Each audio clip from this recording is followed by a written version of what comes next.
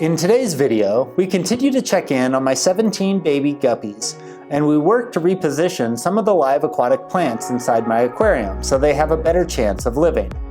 Hello and welcome to Tank Tales, a beginner's guide to aquariums, aquaponics, and fish tank fun. Please subscribe to my channel and hit the bell button so you're notified each time I publish a new video. In last week's episode of Tank Tales, we checked in on my baby guppies. One died after less than 24 hours, but now, more than a week later, the 17 remaining guppies seem to be going strong, and I can already see a difference in their body size. While the fry were originally so small they looked like nothing more than black eyes and a microscopic translucent body, these baby fish are now showing signs of individuality. Some of the fish are still almost transparent, while others are developing black tails and, dare I say, stripes on the rear portions of their bodies. The fish are still so small and fast moving, however, that it's difficult for me to capture them on camera as they swim into focus for just a moment before dashing out of view and into another corner of the tank almost immediately thereafter. One of the things I did notice while filming my fry is that one of them has what appears to be a bent, injured, or deformed tail. You have to look closely, but if I slow down the video here, you can see that one of my fry's rear section is bent strangely upwards and to the right, something that I don't see with any of the other baby guppies. Even though this guy obviously has something wrong with him, he seems to be swimming just fine, and he's been thriving for more than a week now with the rest of his little guppy brothers and sisters. Another thing I'm noticing inside my second kitchen counter aquarium is that some of the live plants I placed inside my guppy tank are starting to turn brown. Now, I don't know if this is normal for aquatic plants or if there is something causing the plants to brown in this manner. I'm thinking, however, that some of the plants might be dying due to the fact that they're simply floating in the water and their roots aren't actually planted in the ground. So today, I've decided to move some of these little aquatic plants and place them in some actual planters filled with soil. To do this, I ordered some 3-inch net pots with matching plastic lids on Amazon.com, along with a bag of expandable clay pebbles. I also picked up a small bag of potting soil from my local Walmart, and I plan to use these supplies to repot and hopefully save my aquatic plants. I started by taking a single net pot and filling it with about 1 inch of potting soil, and then I sprinkled a handful of clay pebbles on top. Then I gathered up each of my aquatic plants, being careful not to disturb the guppy fry swimming in the water beneath them, and positioned each one of my live plants inside a separate net pot filled with soil and clay pebbles.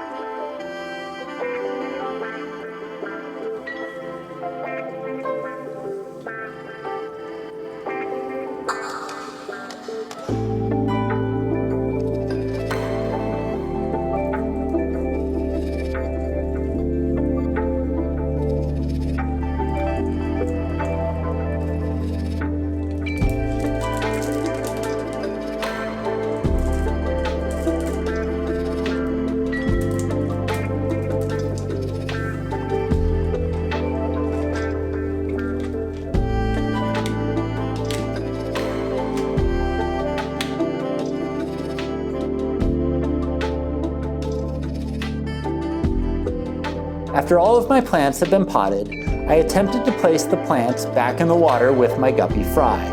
This was a huge mistake. As soon as the net pots hit the water, the potting soil inside started flooding out and into the water with my baby guppies. I was fearful that my guppies might try and eat the soil and die, So I instantly removed the potted plants and decided to use the third 10-gallon aquarium I had picked up a few days prior on Facebook Marketplace as the temporary home for my live and now potted plants. My kitchen counter space was already taken up with 2 other aquariums, so I decided to place this third aquarium beside my couch in my living room. After filling up the aquarium with water and placing both a water filter and a heater inside the tank, I began placing the potted plants inside. Just like had occurred inside the Guppy Fry aquarium, the potting soil inside the net pots began to instantly spill out as soon as they came into contact with the water. Plus, the planted net pots filled with clay pebbles wanted to float on the top of the water, so I used small stones to weigh the net pots down.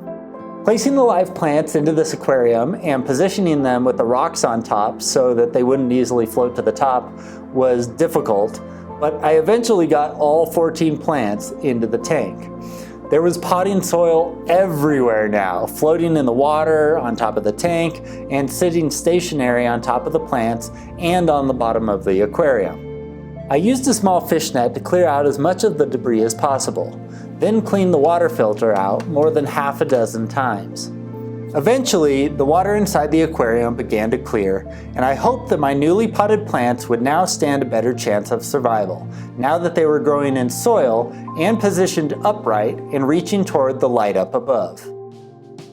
In next week's episode, we check in on my main 10-gallon kitchen counter tank and the fish I have housed in my castle there. Sadly, this will be another sad video because tragedy strikes the Tank Tails Aquarium once again. Did you enjoy this video? I hope you did, and I can't wait for you to see next week's episode. So if you haven't done so already, be sure to smash that subscribe button and the bell icon now so you get notified each time I publish a new video. Also, don't forget to hit the like button. That really does a lot to help me out, and I appreciate your support very much. If there was a product featured in today's video that you'd like to learn more about or possibly even purchase for yourself, be sure to check the links in the video description below. I've added links to where you can buy the glass aquariums, the water filters, the fish food, the tank decorations, and even those net pots and clay pebbles you saw in my video today. And did you know I have a website too? It's called tanktales.com, and it contains links to all of my videos, plus a ton of articles and information on how you can get started with your very own fish tank, aquarium, or at-home aquaponics setup. Just go to www.tank-tales right now and check it out for yourself. And now it's time for the Tank Tales question of the week. I made a big mistake using potting soil for my aquatic plants, obviously. But what kind of soil should I have used? Leave a comment down below and let me know. Once again, thank you so much for watching this video, and I hope you'll subscribe to my Tank Tales channel, as I plan on adding more videos like this one on a regular basis.